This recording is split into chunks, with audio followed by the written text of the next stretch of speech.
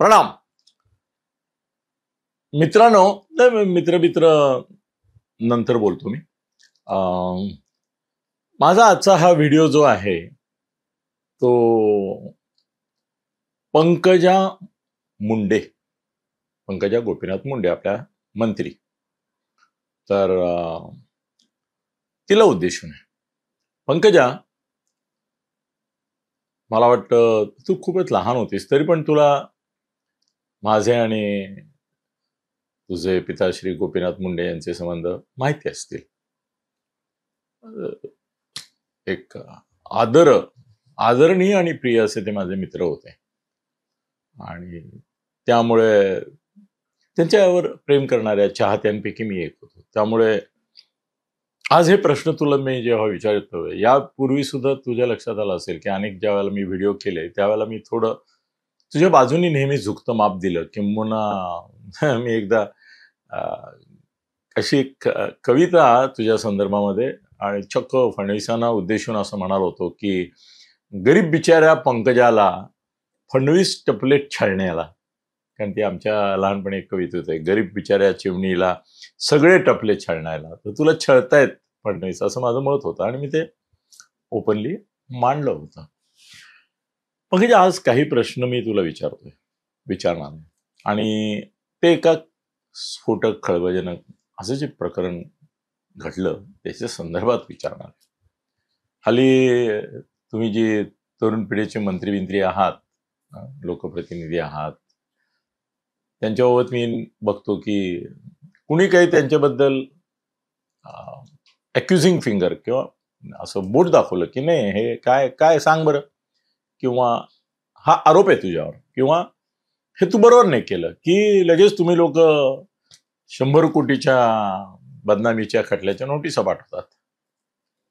तुला स्वातंत्र्य आहे, ऑलरेडी इतक्या केसेस आहेत, तूही करू शकतेस. पण मी जे प्रश्न विचारतोय हे महाराष्ट्राच्या मनातले प्रश्न आहेत. या प्रश्नांची उत्तरं तुझ्याकडून अपेक्षित आहेत आणि ती जर उत्तरं तू प्रामाणिकपणे दिलीस आणि लोकांना कन्व्हिन्स झाले, that is the main thing, की तू उत्तरं देऊन उपयोग नाही. त्या उत्तरं जी मी प्रश्न विचारतोय ना, त्या उत्तरं जर त्याची कन्व्हिन्सिंग पद्धतीने तू दिलीस तर मग याच्यामध्ये तुझी जी भूमिका आहे किंवा होती किंवा आहे असा त्याचा एक भ्रमसंभ्रम पसरतोय, चर्चा होती सगळीकडे. सोशल मीडिया तर आता प्रगट व्हायला लागलीच आहे, ती पण अन्यथा सुद्धा होतीये, राजकीय वर्तुळात होते. आणि तुला माहिती आहे की राजकीय वर्तुळामध्ये माझा वावर असतो, चारी बाजूनी माहिती येत असते. तर हे पण मी आता तुला हा समोर पेपर ठेवलाय तो एवढ्या करता की नावं चुकून येते एखाद दुसरं, तेवढं पुरतच ठेवलंय. मी जे बोलणार आहे त्याला हे वाचून की ते काय नाही, मला जे ऐकायला मिळालं, मला जे समजलं. आणि ऍक्च्युली खरं सांगायचं ते हे प्रश्न मी विचारतोय हे मला कुणीतरी टाईप करून पाठवले की हे प्रश्न पंकजाला विचारण्याची गरज आहे आणि पंकजा त्याच्यावर काय उत्तर देते तेही बघावं लागेल. माझं तर पहिलं विधान त्यांनी ज्या वेळेला हे प्रश्न मला पाठवले त्यावेळेला मी त्यांना केलं की या पार्श्वभूमीवर मी पंकजा दोषी आहे असं म्हणेन. पण पंकजा दोषी आहे असं निष्कर्ष निर्णय मी काढण्याच्या वेळी एक तर तो लोकांनी काढावा, पण तो दुसरीकडला युक्तिवाद, म्हणजे असं मला व्हायला नकोय की मी काही प्रश्न उपस्थित केले आणि तुला उत्तराची संधी नाही मिळाली. माझं नाव घ्यायची गरज नाही, माझ्या व्हिडिओचा उल्लेख करायची गरज नाही, पण लोकांच्या मनातल्या प्रश्नांची उत्तरं तुला प्रेस कॉन्फरन्स घेऊन लोकांना द्यावी लागतील आणि दे ती. तुला जर या सगळ्या प्रकरणामध्ये स्वतःचं निर्दोषत्व साबित करायचं असेल तर मी जे काही प्रश्न तुझ्या पुढे आज विचारतोय त्या प्रश्नांची उत्तरं दे. ती समाधानकारक वाटली तर मी स्वतः पुढला व्हिडिओ परत बनवून सांगेन की पंकजाने दिलेली उत्तरं मला समाधानकारक वाटली. त्यामुळे मी माझं विधान जे केलं होतं आधी की पंकजा प्रथमदर्शनी मला दोषी वाटते, त्या विधानाचा मी फेरविचार पुनर्विचार करतो आणि ते मागे पण घ्यायला मला काही वाटणार नाही. पण या प्रश्नांची उत्तरं देणं तुझं कर्तव्य आहे आणि माझ्याकरता नाही बेटा, हे महाराष्ट्राकरता आवश्यक आहे. पहिली यातली गोष्ट अशी आहे की त्याच्यात तुझा संबंध नंतर कसा येतो काय येतो ते मी सांगतो तुला किंवा काय पार्श्वभूमी मला कळली आहे या सगळ्या प्रकरणामध्ये, तेही मी तुझ्याशी मोकळेपणे बोलतो. तुझ्याशी बोलतो म्हणजे या जाहीर माध्यमातून बोलतो, म्हणजे समाज माध्यमातून, म्हणजे समाजाशीही बोलतो मी, नाही का. तर एक तुझ्या लक्षात येत आहे का की हा जो तुझा पी आहे अनंत गरजे, त्याला एवढा माज, एवढी चरबी कुठून आली? तो जर तुझा पीए नसता, मला सांग की असं होतं कधी? एक डेड बॉडी घेऊन कोणीतरी हॉस्पिटलमध्ये गेला, डॉक्टरांसमोर डेड बॉडी ठेवली आणि सांगितलं की बा ही बाई मृत आहे. आणि डॉक्टर म्हणाले असं असं का? बरं बरं ठेवा, तुम्ही कशाला थांबताय, दिलीत बॉडी, आम्ही करू आता पोस्टमॉर्टम, जाऊ शकता तुम्ही, असं डॉक्टर म्हणेल? जगातला कुठला डॉक्टर म्हणेल का? तो असं म्हणेल, कुठलाही डॉक्टर असेल तर तो, एक मिनिट थांबा, ही बॉडी कोणाची आहे, तुमचा तिच्याशी काय संबंध, तुम्ही ती इथे आणलीत, ती कुठून आणलीत, तिला काय झालंय, कोणत्या कारणाने तिचा मृत्यू घडलाय, त्याला रोखून ठेवणार? असं जाऊ देतात? जाऊ देतील? मग तो गेला कसा, निसटला कसा, तिची बॉडी ठेवली निघून गेला असं आलाय ना. तो तुझा पीए होता, त्याने तिथे सांगितलं असणार की मी पंकजा मुंडेंचा पीए आहे, ही माझी बायको आहे, तिने आत्महत्या केलेली आहे, आणि काहीतरी बहाणा केला असणार की मी आता माझ्या नातेवाईकांना कळवतो, जरा बाहेर जाऊन फोन करतो म्हणा, काहीतरी केलं असणार. ते काय केलं ते येईलच आता. पण तुझा पीएम त्याचा पदाचा त्याने दुरुपयोग केला, आणि म्हणून ती डेड बॉडी तिथे ठेवून पसार झाला ना तो, आणि त्याला पसार होऊ दिलं गेलं याचं कारण त्यांनी पंकजा मुंडेचा पीए असं सांगितलं. डॉक्टरना विचार ना, डॉक्टर सांगतील हे, आणि डॉक्टरांचं स्टेटमेंट येणार आज उद्या की त्याने असं सांगितलं, मी पंकजा मुंडेंचा पीए आणि मी जरा नातेवाईकांना फोन करून येतो आणि म्हणून आम्ही त्याला जाऊ दिलं. दुसरी गोष्ट, पंकजा सगळ्यात धक्कादायक आणि आक्षेपार्ह आहे, त्याचं उत्तर मला तुझ्याकडून हवं आहे. आणि मला खात्री आहे की तू ते भगवानगडापासून या सगळ्या धार्मिक आणि या याच्यामध्ये एक श्रद्धाळू मुलगी आहेस, तर त्यामुळे तुझ्या श्रद्धेला मी साकडं घालतोय किंवा तुझ्या श्रद्धेला आवाहन करतोय की तुझ्या श्रद्धेला स्मरून तू सांग की या तुझ्या अनंत गरजेच्या संदर्भात त्याची जी बायको आहे गौरी पालवे, ऍक्च्युली हा योगायोग आहे की तुझंही सासरचं आडनाव पालवे आहे आणि ही पालवे होती माहेरची. काय तुमचं नातं होतं जवळ दूरचं काय वगैरे ते मला माहिती नाही का. पालवे कुटुंबाला तुझाच पीए तुझ्याच माध्यमातून सुचवला गेला होता, ते पण आता आहे सोशल मीडियावर की कुठेतरी होतं, पण ते त्याच्यात माझ्याकडे काही असं हे नाही. पण ती पालवे होती हा योगायोग आहे. तुझंही सासरचं आडनाव पालवे तर कुठेतरी हे. पण तुला एक प्रश्न विचारतो, आणि ज्या प्रश्नाची कुणकुण सगळ्यांना आहे, चर्चा आहे बेटा, ती म्हणजे तुझ्याकडे ह्या गौरीनी आणि तिच्या आईवडिलांनी हा असा व्यभिचारी उडाणटप्पू आणि लफडेबाज माणूस आहे, त्याच्या अफेअर्स आहे, त्याची अफेअर ज्या बाईच्या संदर्भामधल्या भांडणातून त्या गौरीनी आत्महत्या केली, ती बाई परत पालवेशी संबंधित अशा कुठल्या तरी शासकीय खात्यात, आता मी पालवेशी म्हणालो, पालवेचं खातं म्हणजे तुझं खातं आहे, तर त्यामुळे ते इनडायरेक्टली तुझ्याच खात्यात ती जी होती त्याची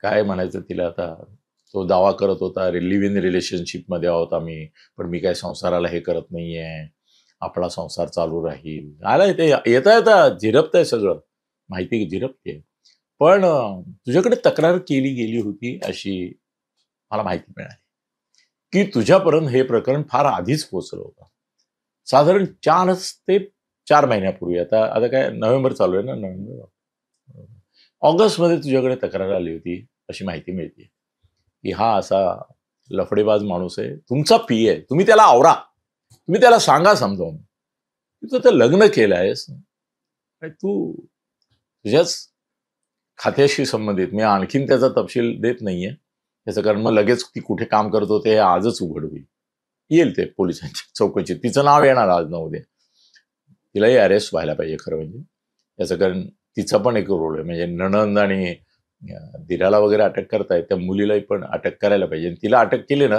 तर आणखीन खूप गोष्टी येतील, आणि या दोघांचे मोबाईल पण जप्त करायला पाहिजेत, आणि त्याच्यावर पण भानगडी मिळते. पण महत्वाची गोष्ट अशी की पंकजा बेटा, तुझ्याकडे याची तक्रार आल्यावर तू का नाही हस्तक्षेप केलास? तू का नाही या तुझ्या या अनंत गर्देला सांगितलंस की तुझं लग्न झालेलं आहे आणि या प्रकारे तू तिच्याशी अन्याय करतो, आणि तिने त्याच्या लफड्याला संमती द्यावी, त्याचं लफडं मान्य करावं, की कोण आता तिला काय म्हणायचं ते म्हणू दे त्याला, तो लिव्ह इन म्हणतो स्पष्ट शब्दात, दुसरा पूर्वार्थाने जर घेतलं, पूर्वी याला ज्याला आता लिव्ह इन रिलेशनशिप म्हणतात त्याला रखेरी म्हणायचे, हो का नाही?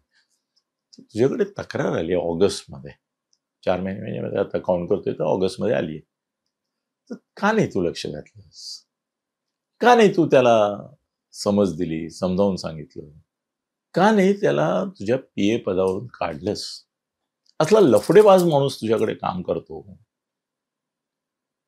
ह्याच्यात तुझी बदनामी नाही? बरं हे असं आहे का, आता कसं आहे ना, आता तिने आत्महत्या केली म्हणून त्या प्रकरणाला आता वेगवेगळ्या ठिकाणी वाचा फुटतायत, आता असे लोक सांगायला येत आहेत, आता प्रगट होत आहेत, कुठे कुठे फोन करून सांगतायत, एकमेकांना सांगतायत. आणखी एका मंत्र्यांशी बोलणं झालं, त्यांचं नाव जर आता नाही येत ते मंत्री, पण त्यांनी जी माहिती दिली या संबंधात त्याच्यामध्ये तुला हे सगळं माहिती होतं असंही त्यांनी सांगितलं, आणि का काढलं नाहीस तू? एक तर पहिली गोष्ट, त्याला काढलं असतंस तरी त्याला वचक, तुझ्या नावाचा तुझ्या खात्याचा पीए असण्याचा दुरुपयोग तो करत होता, आणि तुला ते कळत होतं, माहिती होतं, तुझ्यापर्यंत या तक्रार, हे बघ हे स्वाभाविक आहे, म्हणजे त्याच्यामध्ये या गौरी पाललोक आणि तिचे आई वडील यांनी तुझ्याकडे तक्रार केली, याच्यात काही गैर नाही आहे, त्यांनी करायलाच पाहिजे, तू त्याची बॉस आहेस म्हटल्यानंतर. माझ्या माहितीमध्ये किंवा मी पण पाहिलंय की अनेक वेळा जर नवरा काहीतरी असं लफडी कुलंगडी विचार करत असेल तर अनेक वेळा बायका त्यांचे नातेवाईक बॉसकडे जातात, म्हणतात हा तुमच्याकडे काम करतो, तुमचा त्याच्यावर दबाव असू शकतो, तुम्ही त्याला धडा शिकवू शकतात आणि समजावू शकता, जातात, आणि जायलाच पाहिजे. पण मग ऑगस्टमध्ये तुला जर हे सगळं कळलं होतं की हा असा आहे, तर त्यावेळेला आता जे वाक्य माझ्याकडे, that is for you to explain, तुलाच सांगायला लागेल. हे कसं आहे ना की माझा एक प्रॉब्लेम तुझ्याबाबत असा होता की तू गोपीनाथची मुलगी आहेस, गोपीनाथजींची मुलगी आहेस, त्यामुळे मला तुला आरोपीच्या पिंजऱ्यात नाही उभं करायचं, रॅदर मी तर असं म्हणेन की तुला आरोपीच्या पिंजऱ्यात उभं करण्यापेक्षा मला साक्षीदाराच्या पिंजऱ्यात उभं करायचं आहे, मला तुझी साक्ष काढायचं आहे, मला तुला आरोपी नाही म्हणायचं आहे. हा, मी बोलताना त्याचा थोडा हे गर्भितार्थ तसाही आहे की तू हे चुकलीस, हा तुझ्यावर आरोप आहे असा होतो, पण चल आपण साक्ष काढतोय असं समजू, तू साक्ष दे की तुझ्याकडे ज्या वेळेला हे प्रकरण आलं त्यावेळेला तू त्याला का नाही दम भरलास, त्यावेळेला तू असं वाक्य बोललीस की कुणाच्या वैयक्तिक जीवनातल्या गोष्टींमध्ये मी पडत नाही, हे खरं? तू असं सांगितलंस. गौरी तुझ्याकडे आली होती आणि तिचे आई बाबा आले होते, त्यावेळेला तू सांगितलंस की त्याचं वैयक्तिक जीवनात तो काय करतो या गोष्टीत मी पडत नाही, असं सांगितलं होतंस, मग चूक केलीस. असं नको होतंस सांगायला, तू असं सांगायला पाहिजे की मी त्याला आता तुमच्या समोरच बोलून करते आणि आमने सामने करते, तुम्ही त्याच्या समोर सांगा आणि मी त्याला जाब विचारते, असं का नाही बोललीस? आता तुला मी आरोपी नाही करते बेटा, मी तुला साक्षीदार म्हणून विचारतो, असं का नाही केलंस? दुसरी गोष्ट अशी की या लग्नात तू हजर होतीस, या लग्नात तू हजर होतीस, त्याचा फोटो सुद्धा आता मी तो समोर ठेवला एवढ्या करता की लोकमतमध्ये तो फोटो आहे, तू त्याच्या लग्नाला हजर राहिलीस, ही त्याच्या जीवनातली वैयक्तिक गोष्ट आहे की नाही? जेव्हा तू त्याच्या लग्नाला हजर राहिलीस त्यावेळेला तू काय म्हणून राहिलीस? काहीतरी नातं गृहीत धरलंस का नाही?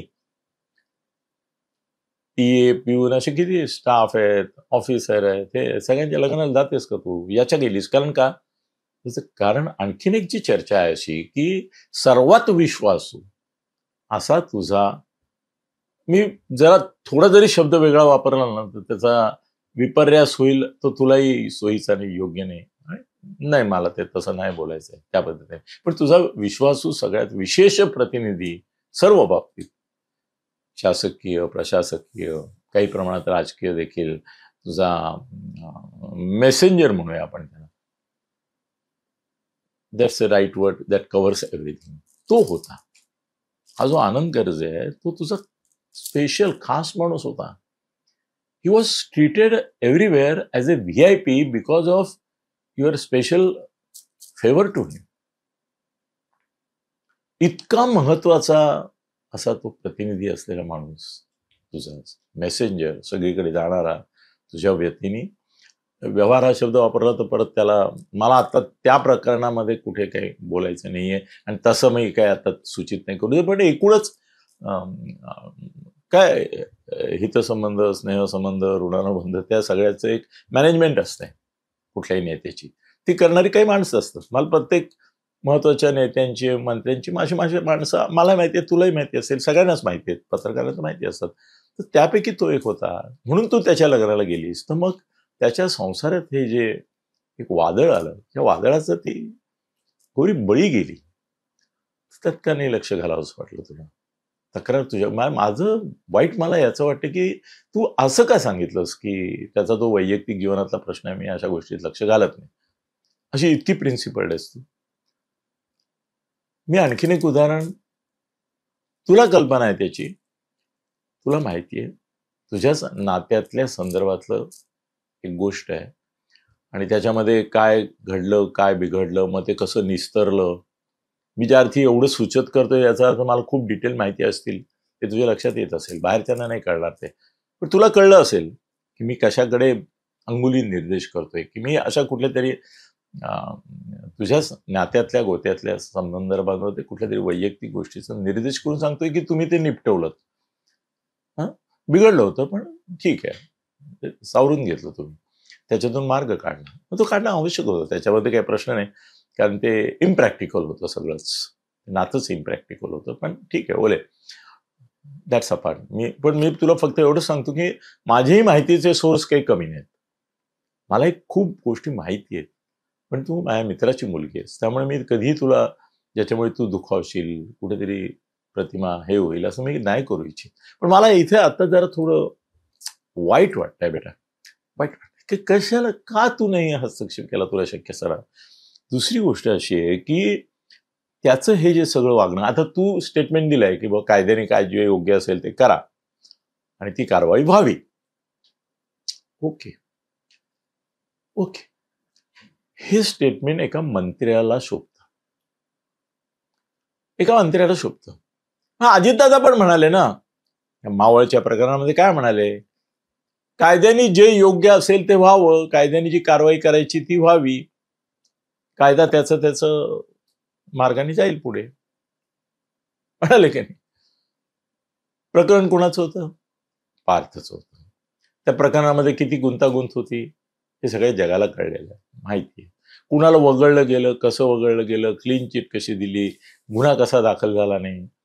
आता इथे निदान त्याला तो काल, आणि हे वर्तमानपत्रांनी, खरं न्यूज चॅनलने कसं नाही सांगितलं, मला आश्चर्य वाटतंय की रात्री 1 वाजता काही त्याला पोलिसांनी नाही पकडलेलं. तुलाही माहिती असेल, तो सरेंडर झाला आणि तो सरेंडर तुझ्या सांगण्यावरून झाला, अशी पण चर्चा आहे की तू त्याला सांगितलंस की तुझ्यामुळे माझी बदनामी होती, तूच खुलासा करू शकते. मी फक्त जे काय कानावर आलं, आणि मला असं वाटतं की सांगणारा माणूस काय अनट्रस्टवर्दी नाही आहे, ट्रस्टवर्दी आहे. तो सांगतोय त्यात कुठेतरी असणार त्या, आणि तू सांगितलंस तर ते चुकलं नाही, उलट योग्यच केलंस. तू त्याला सांगितलंस की तुझ्यामुळे माझी बदनामी होते, कारण नसताना तू जेवढा काळ फरारी राहशील तेवढा काळ माझ्या भोवती हे वादळ राहील, तर तू मुकड्याने सरेंडर हो ताबडतोब. म्हणून तो तिथेच होता वरळीमध्ये, तिथून तो पोलीस स्टेशनला गेला आणि सरेंडर झाला. हे चांगलं केलंस तू, की त्याला सरेंडर व्हायला सांगितलंस, हे चांगलं केलंस. पण आता या पुढल्या काळामध्ये त्यांनी तिथला टॉर्चर केलं. आता कसं आहे ना, की एक नेहमी प्रथा असते त्याप्रमाणे नातेवाईक इतर जे असतात त्यांनाही गोतात. मग तिची नणंद आहे, कोण आहे, अमुक आहे तमुक आलेत त्यांची नावं सगळ्यांची. तर त्यांचं पण आलंय. पण ह्याच्यामध्ये मुळामध्ये जी गौरीने केलेली आत्महत्या आहे त्याचा सीधा संबंध आणि खरं आणि महत्वाचं आणि एकमेव कारण हे तिचं त्याच्या नवऱ्याचं, या तुझ्या आनंद गर्जेचं असलेलं लफडं हेच आहे. तू महिला नेते आहेस बेटा, तू मंत्री आहेस का फक्त? नाही ना. महाराष्ट्रामध्ये एकूणच महाराष्ट्रामध्ये एक 5 महिला नेत्या आहेत. मी नेत्या हा शब्द वापरतो कारण माझ्या पिढीच्या समोर तर आमच्या समोर मृणाल गोरणे, अहिल्या रांगणेकर, प्रमिला दंडवते या तोडीच्या महिला नेत्या होत्या. आत्ताच्या ह्याच्यात सुद्धा मी तुझ्याबरोबर नीलम गोऱ्यांचं नाव घेईन, चित्रा वाघांचं नाव घेईन. या सगळ्या फायटर, या रणरागिणी आहेत. या कुठल्याही प्रश्नावर आता चित्रा वाघ या विषयावर बोलू शकणार नाही कारण भाजप. खरं बोललं पाहिजे त्यांनी. चित्राताईंकडून माझी पण अपेक्षा की या प्रकरणात त्यांनी पण इतरांच्या बाबतीमध्ये एखाद्या काँग्रेसवाल्या मंत्र्याच्या काळामध्ये त्याच्या पीए बाबत घडलं असतं तर ताई कशा बोलल्या असत्या चवताळून. त्यांनी याच्यातही बोलायला पाहिजे, तिच्या न्यायासाठी झगडा करायला. पंकजा, तू महिला नेती आहेस, एका स्त्रीचा जीव गेलाय, तिला द्यावा लागलाय आणि त्याला जबाबदार तुझा पी आहे. तू नुसतं कायदा त्याची अंमलबजावणी करेल नाही. माझं तर म्हणणं आहे की या पालवे कुटुंब जे आहे, जे आज मुलीच्या दुःखामुळे वेगळं झाले, एरवी काय केलं असंस? हा जो काँग्रेस मंत्र्याचा पीए असता आणि त्याच्या बायकोनी त्याच्या लफडेबाजीमुळे आत्महत्या केली असती तर मी तुला सांगतो, तुझा पंकजा स्वभाव मला माहितीये आणि तुझं एक महिला नेता म्हणून असलेलं भूमिका पण मला माहितीये आणि तुझी आक्रमकता मला माहितीये. तू या क्षणाला त्या पालवे कुटुंबाच्या घरी असतीस, त्यांचं नुसतं सांत्वन नाही तर त्यांना सांगितलं असतंस की यावर मी तड लावून त्या माणसाला शिक्षा होईल असं बघेन. का नाही गेलीस तू त्यांच्याकडे? नको तर जायला पाहिजे होतंस, जायला पाहिजे होतं.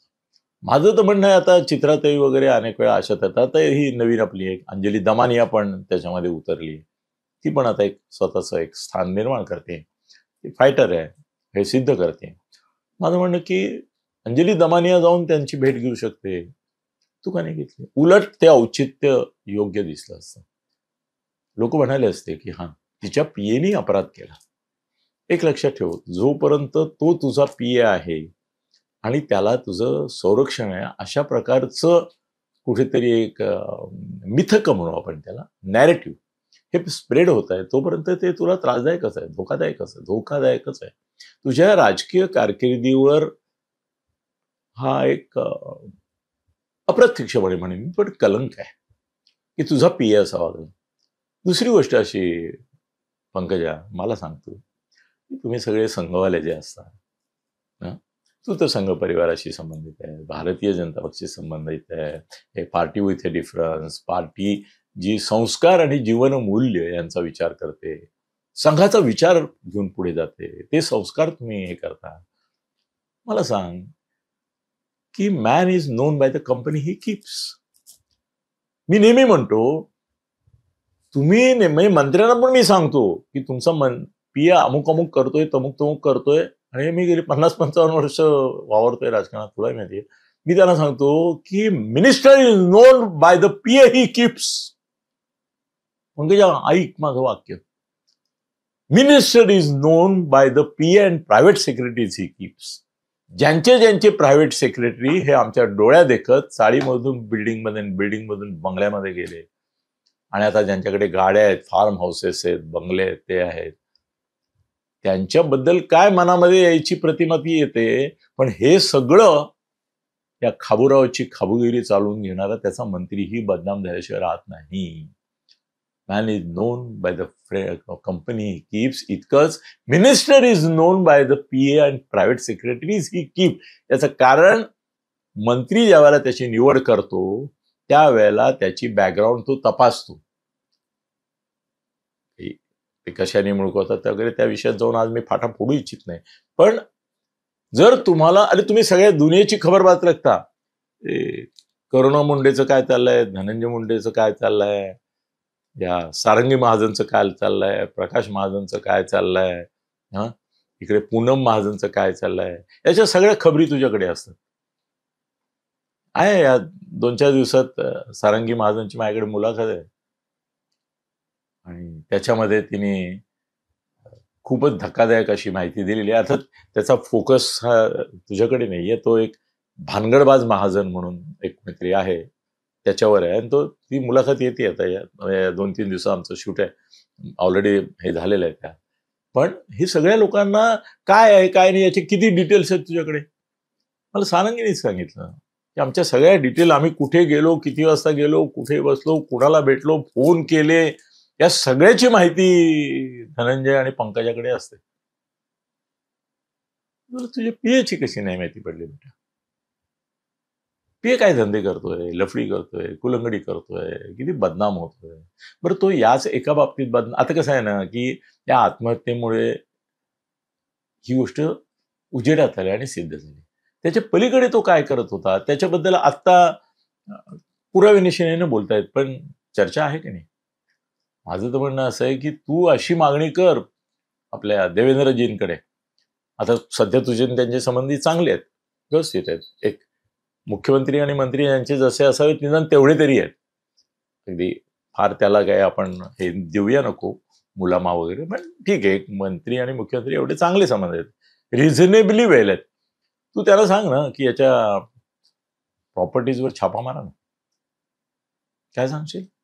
याच्या प्रॉपर्टीजवर, याच्यावर ED IT सगळ्याचे रेड घाला आणि याची संपत्ती किती याची पण चौकशी करा आणि ती आली कुठून याची चौकशी करा. तुला क्लीन चिट मिळेल त्याच्यामुळे. त्याचं हा पकडला गेला ना याच्याकडे काय काय मिळेल याचे अंदाज तुलाही आहेत. जर मला आहेत तर तुला कसे नसतील? तर याला तू नको होतं असं हे करायला. पंकजा, अजूनही मी विधान करतो की दोषी आहेस आणि याची 3 कारणं. एक तर तुझ्या स्टाफची निवड चुकली, दुसरं नियंत्रण नाही, तिसरी गोष्ट तुला सांगितलं तू असं भूमिका घेतली की वैयक्तिक जीवनात मी कोणाचा हस्तक्षेप करत नाही, आणि चौथी गोष्ट म्हणजे तो अजूनही शेवटच्या क्षणापर्यंत तुझा PA असल्याचा दुरुपयोग करत होता. तू आता कायदेशीर मागणी केली आहे, त्याच्यावर इन्कम टॅक्स EDची पण रेड पडावी, त्याच्या संपत्तीची चौकशी करावी, ती कुठून आली, कशी आली, कुठल्या मार्गाने आली, कुठल्या प्रकरणात आली याची पण चौकशीची मागणी करावी अशी मागणी. मी तुला आरोपीच्या पिंजऱ्यात उभं केलेलं नाही, खरंच केलेलं नाही. आणि त्याचं कारण मला गोपीनाथांविषयी असलेलं खरोखरचं मनापासूनचं प्रेम आणि आदर आहे. पण मी तुला साक्षीदाराच्या पिंजऱ्यात निश्चितपणे आज उभं केलेलं आहे. मला तुझी साक्षी हवी, मला तुझी साक्ष हवी. लोकांनो, मी देखील पंकजाला आरोपी म्हणून समजत नाही, पण साक्षीदार म्हणतोय.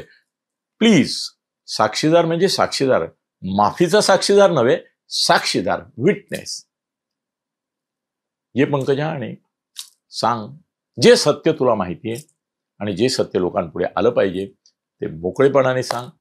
अजिबात तुझ्याबद्दल कुठलाही पूर्वग्रह नाही, दुराग्रह नाही आणि बिलकुल पूर्वग्रह दूषित नाही. तो उलटच मी म्हणेन की माझ्या मित्राची मुलगी म्हणून मी खूप सहानुभूतीने हा व्हिडिओ केला.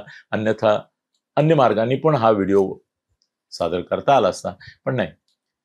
मी तुला साक्षीदार समजतो, आरोपी नाही. पण साक्षीदार म्हणून जे खरं आहे ते सांगायला समाजापुढे, माध्यमांपुढे.